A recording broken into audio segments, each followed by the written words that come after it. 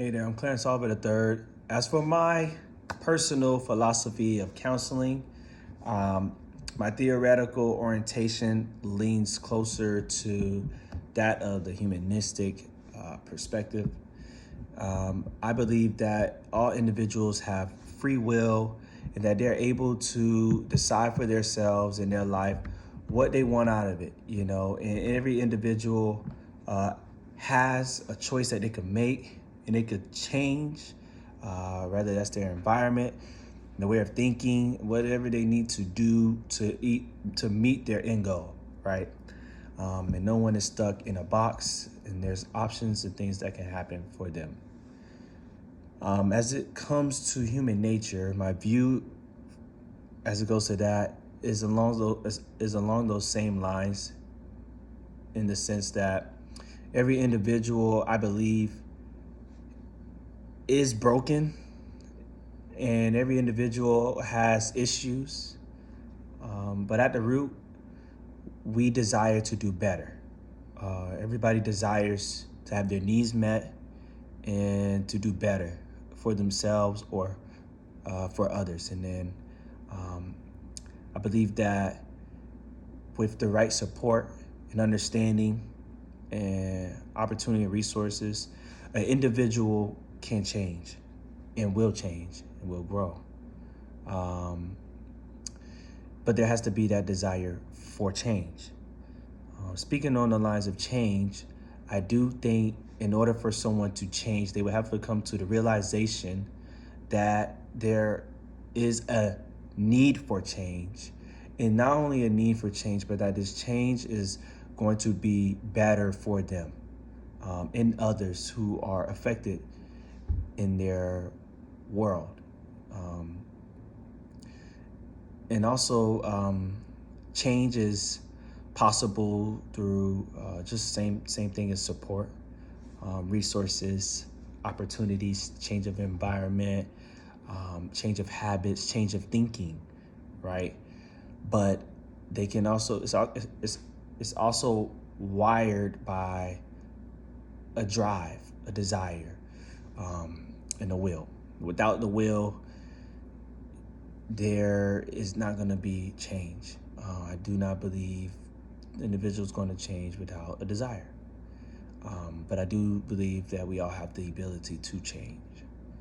When it comes to ethical and legal standards, I believe that a counselor is always keeping a frame of reference and the motivation and drive to mitigate risk, always being knowledgeable on the standards, aligning with ACA, code of ethics and things of that nature, treating all clients with respect and making sure that they understand confidentiality, understanding as a counselor, your role and how you communicate in a professional manner to other counselors. Also knowing what is wise and what is not wise to partake in, and not trying to do so much of what's called like favors and things of this nature for your clients, and making sure you're staying in an ethical and professional frame of reference. Along those lines, that also includes more modernly and recently the expansion of media and knowing how to use this in an ethical and appropriate manner. The platform and what you follow, what you support, what you share, and how your representation is and image is at all times to those on the outside. Being mindful and cognitive of what you're putting out there, what you're supporting, what you're sharing, what you're delivering to your clients, coworkers, or even just the body of social sciences. I mean, even the body of counseling. So, yeah, that is something to be mindful of. When it comes to multicultural competence and importance in today's society. It is extremely important. Being knowledgeable on your clients and their background, what interests them, how they communicate their jargon, their culture, their norms, can influence how you would go about your approaches. If you are not mindful of their cultural background, if you're not mindful of how they communicate, you could potentially harm a client and you could potentially do more damage than good, which straddles along the lines of being, competent and ethical, right? You don't want to do no harm to yourself. You don't want them to do no harm to themselves or others, like the golden rule. And so that is just something to always be mindful of. In today's society, we have a lot of different populations, a lot of different ideologies, a lot of different norms that we have to be aware of in understanding the zeitgeist, the spirit of the times, and what can influence your client's thinking, perspective, and what are triggers and what are ways that you can better help them and assist them. When it comes to counseling traits and skills which influence the helping process, I believe that every counselor should be a listener, right? You have 2 ears, you should listen twice as much as you speak. You have 1 mouth. I understand we have 2 lips, but yeah, understanding that you are here to listen first and not just being present, but active listening, reassuring them, body language, being on target, being ready, being able to reason with them, understand, learn, be patient, be extremely empathetic. If you're not empathetic, then I don't think you have the basic understanding of being a counselor. So understanding how you are in every moment and how that affects your therapeutic relationship, in the process of helping a client and not doing harm.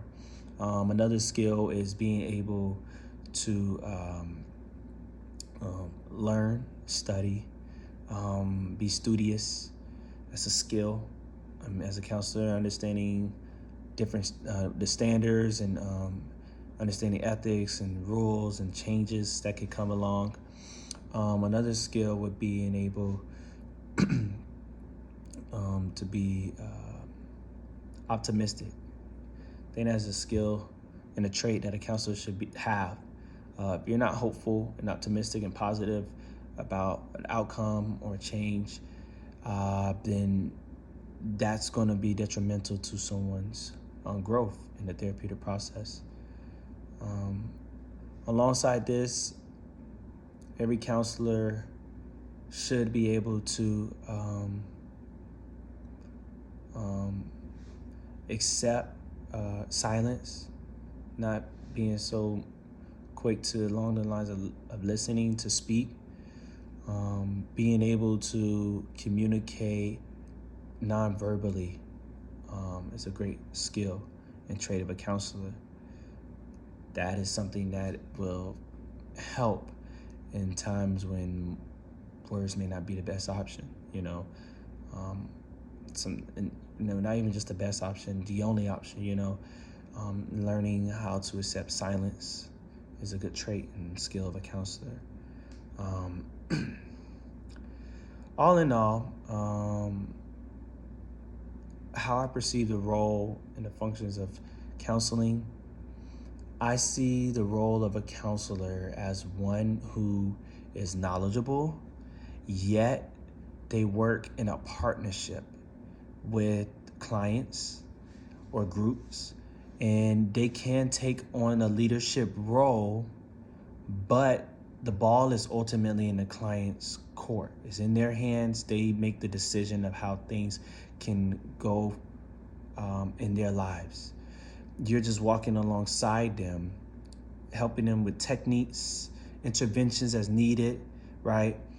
And you're not the one making the final decisions for them. They are in control of what comes about through this whole process in their life. But a counselor can assist in always being authentic, always being professional, but and being transparent, but making sure that the client understands that you are there to help them and not do the process for them. That is a key piece of being a counselor and my understanding of the function of a counselor and everything that nature, to walk alongside them and support them and be there for them in a educational, ethical, and professional manner, right? This is a relationship that is distinct from their previous relationships, but not one that they should feel intimidated about or belittled about, but rather welcomed, but with the understanding of their role and responsibilities as they come in the counseling group. Thank you. I'm Clarence Oliver III.